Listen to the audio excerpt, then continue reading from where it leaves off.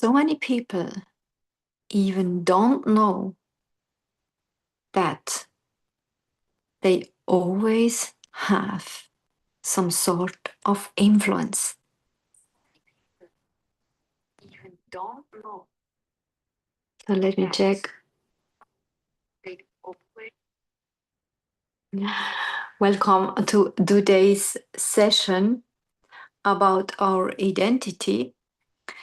I'm very happy to be here again and very thankful that I'm healthy and that I'm safe. Greetings from Dubai. So let's talk about influence and manipulation. So many people are not aware about the fact that we always influence in some sort. We create an influence only because of the fact that we are. This is a very specific topic which I actually also teach in my coach program because it's so important. As soon as we act as leaders and as soon as we have responsibility also in our job, leading others, or as in my case, coaching others or coaching coaches who coaches others, we must talk about this difference. Every being influences. Every being is, if we know that or not, if we accept that or not, it's just the truth. Every being, let's take the human being, is, right?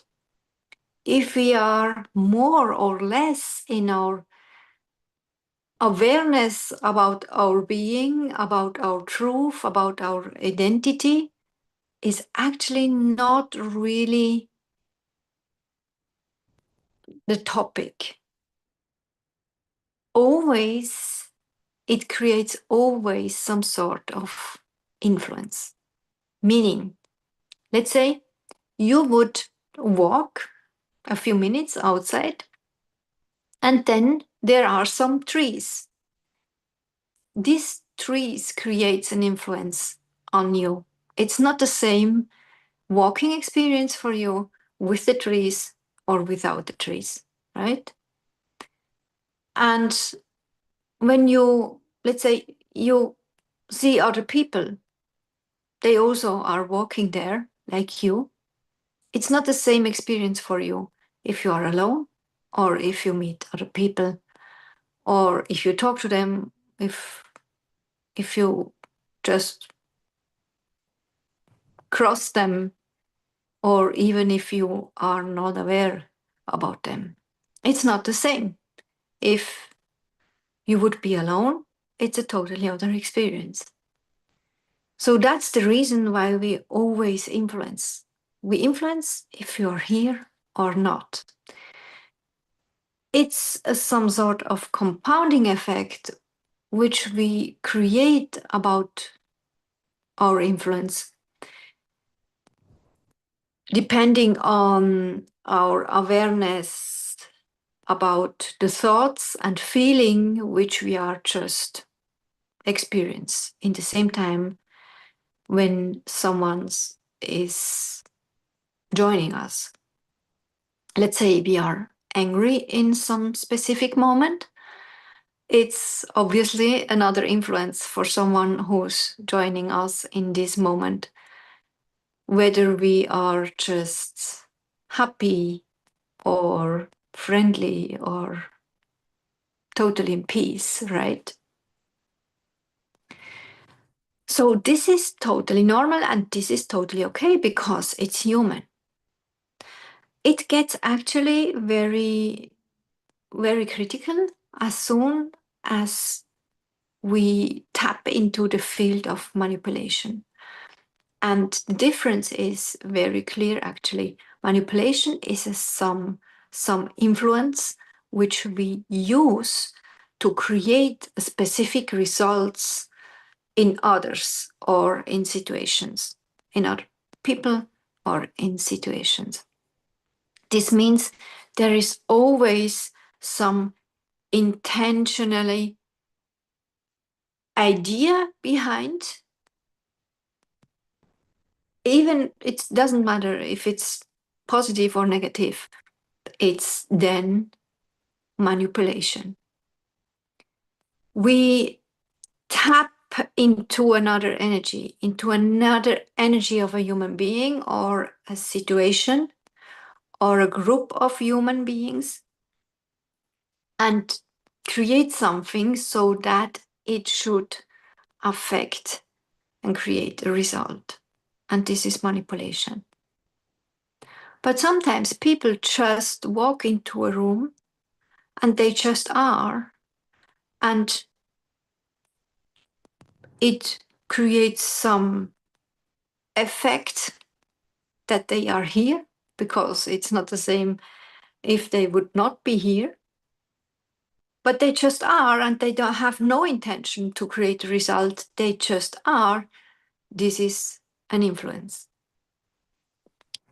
So we know actually the term of influencer very good, right? I just read this discussion this morning about influencers, because obviously people don't connect a really good idea about influencers.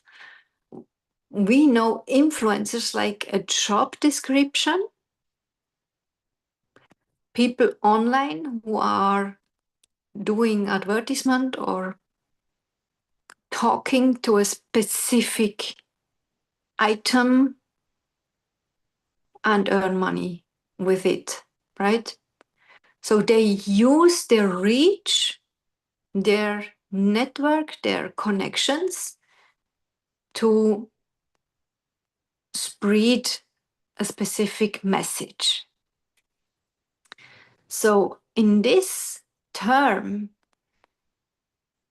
the job description influencer would be beautifully matching with the topic influence, as long the influencer just shows himself very authentically and congruent.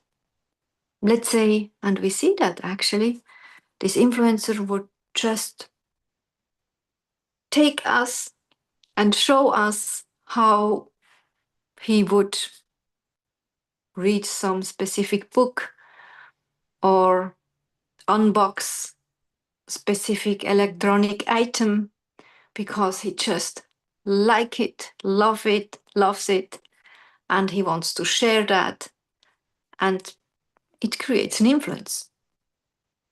Even if he is doing a call to action, meaning, I suggest to buy that too, right? But it's some sort of manipulation as soon it's actually not his authentic. This advertisement is not an authentic part of his being. He's doing that to create sales, but not because he really can recommend it. We also say that in Switzerland, we say that he's literally selling himself, but actually he doesn't stand behind. He's just telling, look at me, I do this, I use it, do that too, buy it too. But it's actually not authentic. And then it's some sort of manipulation. And I discuss this openly with my clients, because it's very important. Also, in the advertisement, in the selling space, as soon as we go and we sell our stuff, it's really important that we stand behind. It's also very important as soon as we act as affiliates. I always tell my clients, don't recommend things which you don't like. and where you don't stand behind. Because people normally trust and they believe us when we tell it's really good and they really love it. But we can only tell that when we really love it and also use it, right?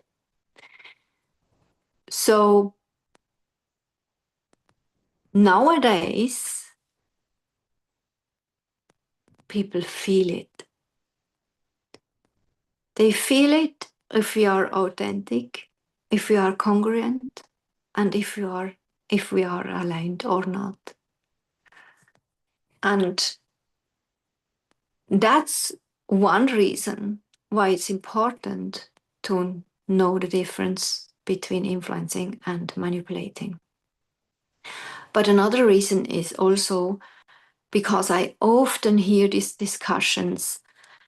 People are taking the word influencer or influencing, but actually they mean manipulating. But they act as, in a conversation, let's say, or a discussion, they act as if influencing would be a bad thing. But it's actually not. It's just authentic. Because we cannot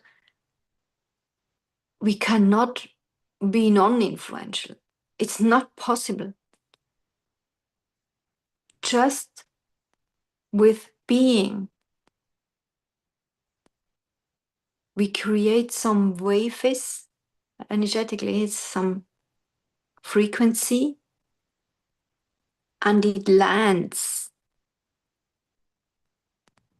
wherever. When it lands, let's say a listener realizes what we just are talking about. They not only hear us, they also feel us and perceive us with our behavior and the movements like me now, right? And it lands. The frequency which we are sending out is landing at this person and creating like a reflection and what he is thinking about this perception, and if he's charging about it or not, is very personal and individually. That's why several people can actually witness something or someone, the same person, and everyone who is witnessing tells another story about this person. That's very interesting. I thought the first time in my life, I thought about this phenomenon when I was a police officer in Zurich as a young woman. Let's say we had an accident, a traffic accident, and we were called to create a rapport and to take the things and create documents and listen to the witness and to send it to a judge. So our task, our job was just to write down what we hear, right? What people are telling, and the names of the people, and what we actually realized as soon as we saw the accident and we learned to measure things and, to take and see the proofs and the reality. We learned to take photos and all the stuff, right? So that later on the judge had an easier possibility to create an overall picture of the accident and to do a most fair judgment. So, and doing this job, I realized the more people I have as witness, the more other point of views I had. It was so interesting, right? Some people would swear it was a red car, and the other would swear no, it was a white or a black car. And they actually saw the same thing, the same thing. But this is always a matter of our own identity, of all the filters we have, because we are thinking on something as soon as it happens, or because of old conditions and all the stuff. And this is very individually how we perceive things and if we are judging about or not.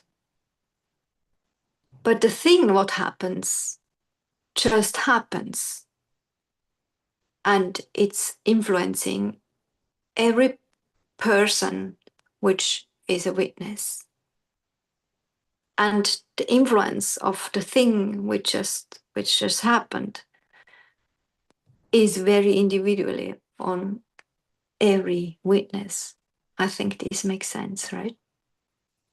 So it cannot be that we mix the things and accidentally, I know it's accidentally often, right? But it's not good for us when we accidentally use the term influence as it would be a manipulation. We all influence something or someone, always. And how it lands is not our business. Our business is just to be ourselves and as authentic as possible. And this means also that we are in a full ability to take the responsibility about our true self and our behavior. And this is actually all what is our job. For a lot of people, this is not possible. It's hard enough for some people, right? But it's also very relieving to really tap in our truth, to own our truth and our uniqueness, to also own our responsibility about our uniqueness. It's very relieving. But we also must know that this is creating frequencies and influences others. And it's also very important to be very squeaky clean. It's a word I have from my mentor, Melanie. I like the word because sometimes we actually manipulate with the way we are. We sometimes act very intentionally because we want to create some specific result when others are perceiving our intention, right? And this is manipulation. And we must be very careful about that. Because often people are telling it's not my fault, or they just say, I just was me. It could not be my responsibility how they act or what the result is. But actually, underneath, they really know it because they actually manipulated the frequency or the situation so that it creates this result, right?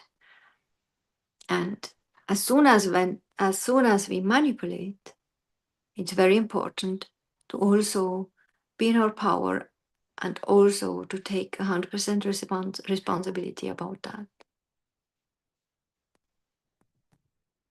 But we should really stop to call influencing manipulating,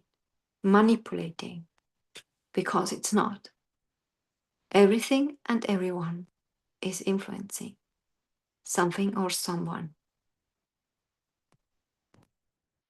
And I think the third reason why we should know about the difference is because a lot of very humble and good people on this planet Earth, they don't want to influence others, meaning like manipulating others. They don't want to tap in an energy of another person because they don't want to bother someone else. Because they are just humble and they want to honor someone else, their energy, their decisions, whatever, right? And exactly this humble and really nice people are then struggling with just being themselves because subconsciously they actually realize that they influence others by being themselves. But they don't want to influence others because they think it's manipulating, but it's not.